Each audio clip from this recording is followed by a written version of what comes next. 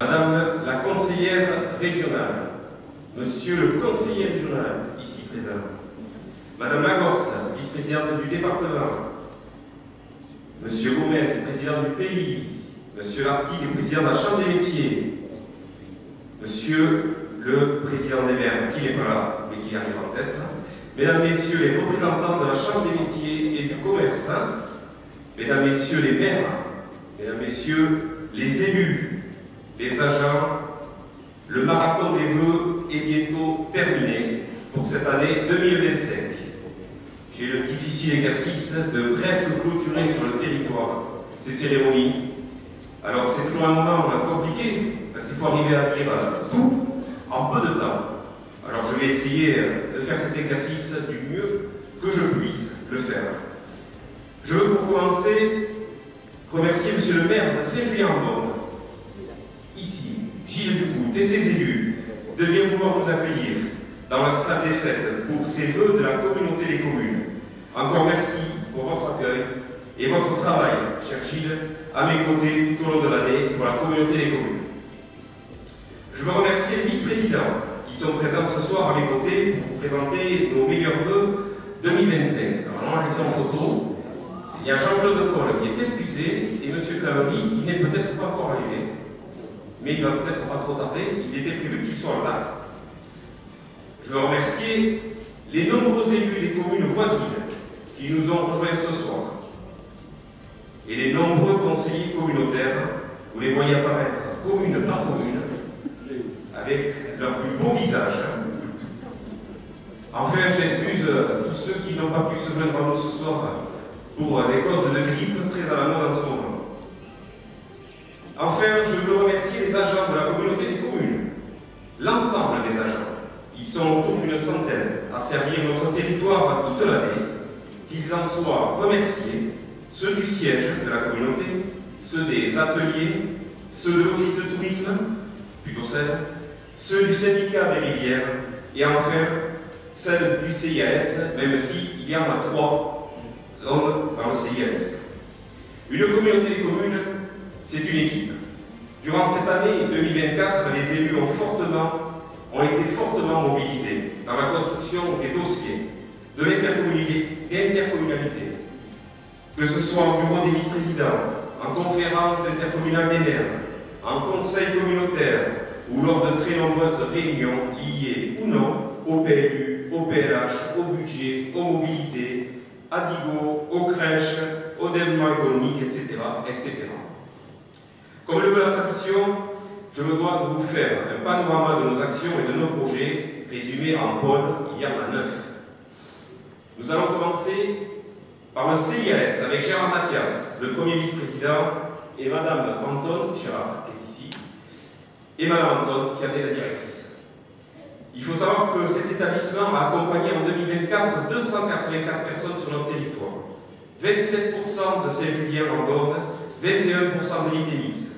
Presque la moitié de nos bénéficiaires sont sur ces 2 des 10 communes de Côte-d'Azur. Je veux profiter pour remercier les équipes, tous les membres de l'aide à domicile à la directrice pour leur engagement et leur sens du service public, jamais pris au dépourvu. Merci à Marie-Laure, Cécile, Mélanie, Claire, Frédéric, Virginie, Julie et vous toutes et tous qui êtes sur le terrain. Ces dames sont présentes auprès de nos bénéficiaires.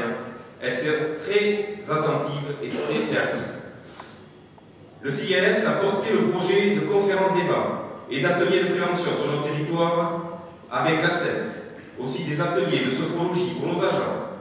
Nous devons en prendre soin aussi de nos agents, autant que de nos bénéficiaires. Je poursuis avec Jean Morat pour les voiries des infrastructures et ses équipes.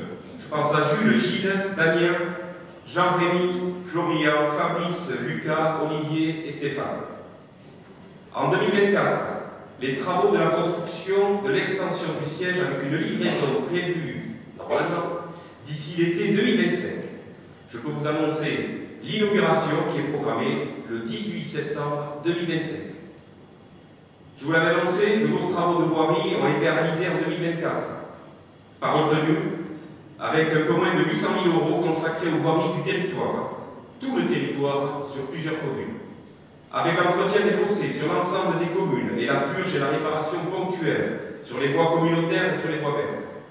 Et puis l'activité d'exploitation, avec l'entretien des voiries, des voies vertes, le fauchage, des accotements, des voiries et des zones d'activité, avec la mise à disposition, appréciée, des nacelles avec chauffeur pour les langages ou les décorations de Noël. À noter aussi cette année la selle mobile, que vous pouvez voir derrière moi, le pré des Bardons, ou encore une passerelle, et je salue l'entreprise TTL ici présente, qui cette année a réalisé cette passerelle entre Lens et Castelletz, et il est prévu que l'année prochaine, Saint-Julien-en-Borne soit doté d'une aussi jolie passerelle. Je salue aussi nos garçons, qui sont essentiellement là-dedans, mais pas tous, pour les présentoirs faits maison, voilà, que l'on peut retrouver dans nos mairies, sur lesquels on peut mettre nos belles plaquettes de la communication, et vous pouvez en voir un ici derrière, Madame Lavoie, ici au fond. Un grand merci à vous, à nos agents qui ont fait un travail par tous les temps, qu'il pleuve, qu'il gèle, qu'il fasse très chaud, ils sont toujours là pour entretenir nos voiries, et je peux vous assurer, messieurs, qu'en tant qu'élus, quand ça ne va pas, on le sait très vite. Et je peux vous féliciter, messieurs, nous n'avons pas eu de remarques particulières cette année, n'est-ce pas, Jean? Je poursuis avec Gilles Ducout, vice-président à l'aménagement du territoire, au logement, au PUI, au PLH, et ses équipes, Elodie, Charlotte, chargée de cette mission, de cette thématique, et Jordan, notre sigiste. Alors le PLUI, l'année 2024 a été marquée par l'arrêt du PLUI avec une enquête publique en cours. C'est un document important, commencé en 2019 sous le mandat de Gérard Lacresse. Document que nous avons voulu arrêter rapidement pour nous permettre de passer avant que la loi ZAN ne s'applique.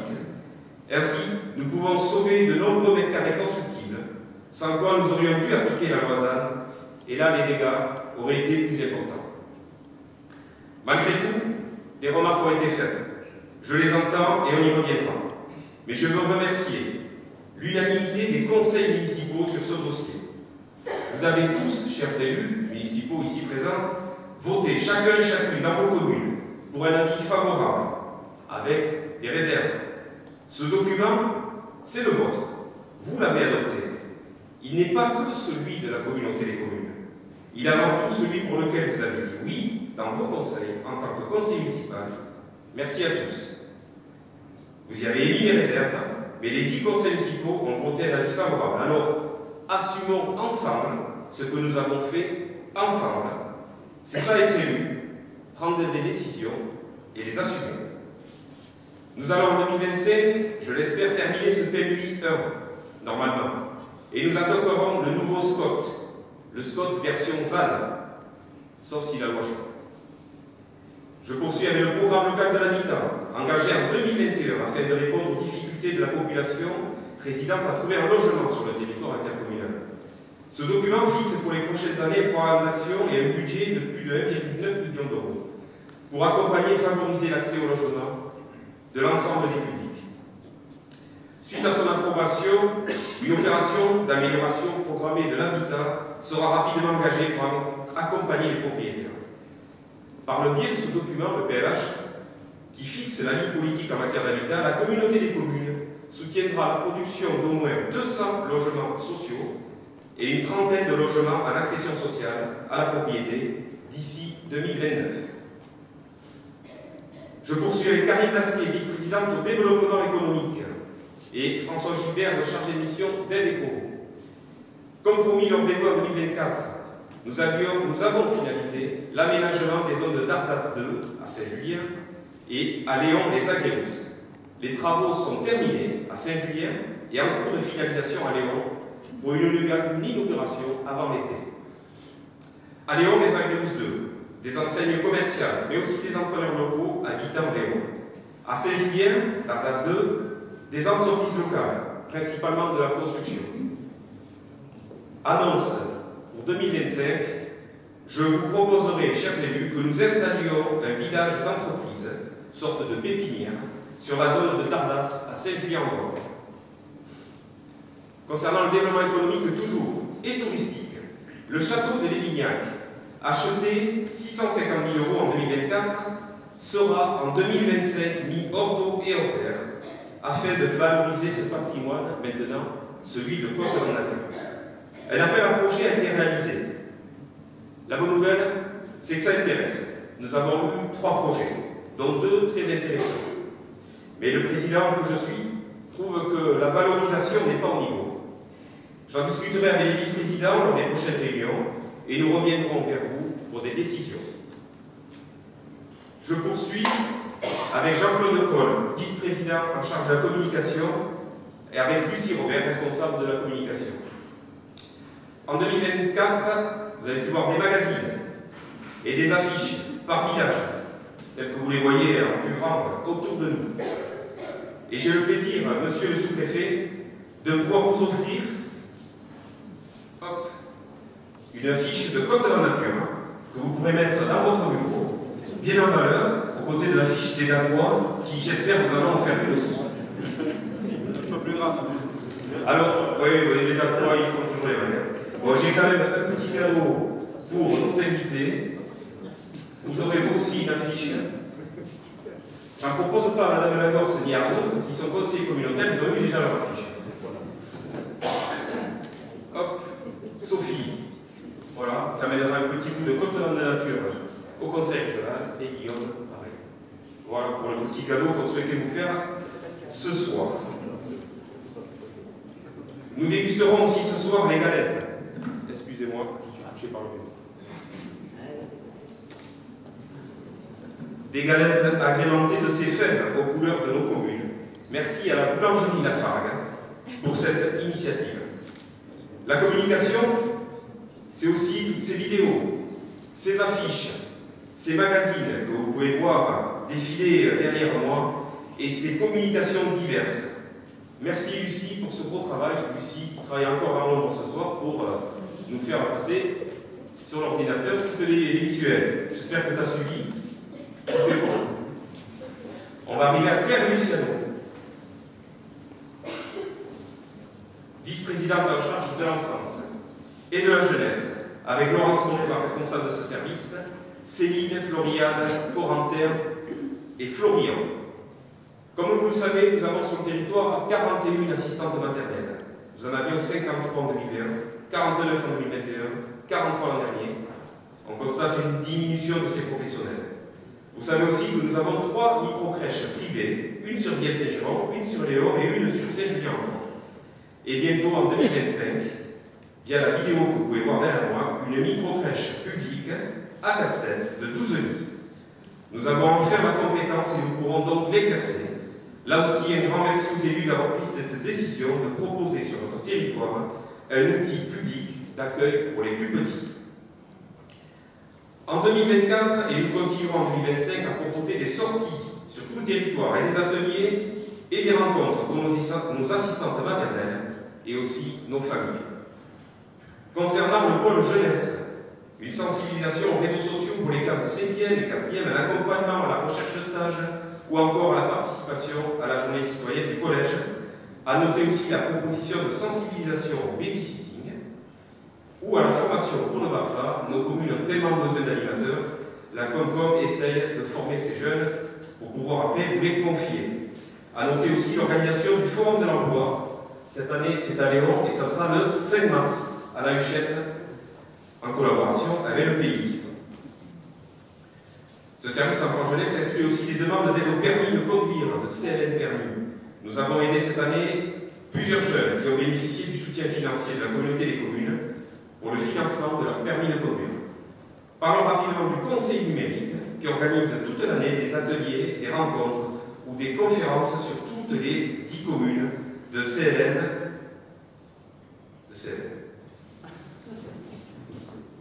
On poursuit avec Didier Cavoli, vice-président en charge des droits du sol, de la mobilité et de la transition énergétique, avec Thérèse Laménier, responsable des... Ah, monsieur Cavoli.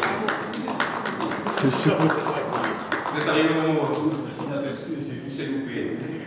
Dépêche-toi. C'est rien, c'est rien. Il a débouché. Il a débouché. Alors, que fait monsieur Cavoli et ses équipes? Dans ce pôle, la sensibilisation avec un programme à destination des enfants et des jeunes du territoire. Plus de 450 élèves ont bénéficié d'ateliers en 2024 en découvrant notamment la réserve naturelle du Courant-Duché. Et enfin, apothéose avec le festival Déco des Pères, plus de 1500 participants encore cette année, en 2024 à Vitelix, un véritable temps fort de l'année pour mettre en avant les acteurs du développement durable. Je peux vous indiquer que le festival aura lieu cette année en 2025 à Saint-Julien-Borne, à Contis, le 15 juin 2025. Concernant le pôle de transition énergétique, il est à noter, suite au lancement d'un appel à manifestation d'intérêt multisite pour des projets photovoltaïques sur 4 communes, de Saint-Géron, de Lens, de Léon et de Saint-Julien, qui a permis la sélection de 2 opérateurs en charge du développement. Des signatures de promesses de conventions d'occupation temporaire sont faites, et vous pouvez voir derrière moi 2 images des 2 réalisations qui seront une à Léon et l'autre à Lens, c'est avant, c'est ça? Voilà. Donc maintenant, ce sont là les communes qui sont maîtresses du tempo du temps. Toujours dans ce pôle, la mobilité. Je veux remercier M. Clamery pour ce travail de l'ombre qui permet à notre communauté de proposer un service de transport à la demande depuis la rentrée 2024, desservant toutes nos communes, plusieurs fois par semaine, pour se rendre à Dax, aux arrêts du Mail, de la gare et de l'hôpital. Déjà près de 1000 voyageurs en à peine quelques mois. Aussi à noter, l'aide à la location de vélos électriques est mise en place depuis mai 2024 sur notre communauté des communes pour inciter nos citoyens à utiliser les pistes cyclables. Un petit mot sur le schéma des bornes publiques de recharge des véhicules électriques. Je parle bien entendu des bornes publiques. Par définition, on ne maîtrise pas le parc privé. Ce parc public, financé par la Comcom, en collaboration avec le SIDEC, était composé, avant que je n'arrive, de 4 bornes, une à Saint-Julien, une à Vitelix, une à Léon et une à Caspès. À mon arrivée, nous avons décidé, avec les élus ici derrière moi, d'installer une borne à Lens et à Vielle-Saint-Géron et d'en ajouter une à Litte, à Léon et à Saint-Julien. Toujours dans la mobilité, un gros travail en 2023 et en 2024 a été fait pareil dans l'ombre, sur le schéma vélo. Je pense à la liaison Litte et Lix à Saint-Julien, qui a été traité ici dans les deux de Saint-Julien-Borne. Nous avons sécurisé foncier sur la totalité du tracé. Les accords ont été proposés, propriétaires après concertation du syndicat des sylviculteurs et de la DFCI, sur 3,6 km au total, qui se situe principalement sur la partie est de la route départementale 652. Un démarrage des travaux est escompté en 2025, après les études environnementales faites en 2024. Nous ferons cette piste avant la fin du mandat, c'est-à-dire en mars 2026. C'est l'engagement que j'ai pris et je ferai tout pour le tenir. Et je compte sur vous, chers élus derrière, monsieur le sous-préfet, tous les acteurs qui sont là derrière, pour nous soutenir dans cette réalisation. Pour le service ADS, un mot rapide pour remercier nos agents qui ont participé au PLUI via l'écriture du règlement et à notre service qui a eu presque autant de dossiers que l'an dernier, comme vous pouvez le constater sur l'image, à gérer concernant les permis de construire, les DP ou les AT, les autorisations de travaux. On poursuit avec Jean-Jacques Leblon, vice-président au budget Culture Association, et Alexandre Morin, notre DGS, Jules Descamps, notre comptable, Isabelle, notre agent ressources humaines, et Damien, notre informaticien. Je n'oublie pas non plus Manon, Natacha, Séverine et Florian, l'espace France Service. Justement, l'espace France Service. Pour cette 3e année, la demande s'est encore amplifiée, avec de très nombreux avis positifs. Il faut savoir que plus de 5900 personnes ont été accompagnées, avec plus de 662 rendez-vous pour nos partenaires. A noter aussi que le panel de partenaires s'est accru, tel que vous pouvez le voir derrière.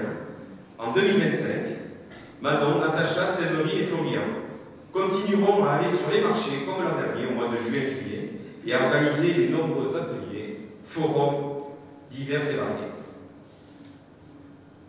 Je poursuis avec l'accompagnement des communes dans la gestion des animaux errants, avec le chenil de Birpet, auquel nous versons la cotisation pour l'ensemble des communes, merci Claire, ou encore en subventionnant les communes, avec les communes, pardon, l'association des chats libres, qui nous aide dans la gestion des chats errants.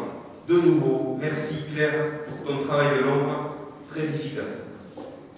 Un petit mot sur le fonds de concours, que vous voyez affiché derrière moi aussi, messieurs les maires.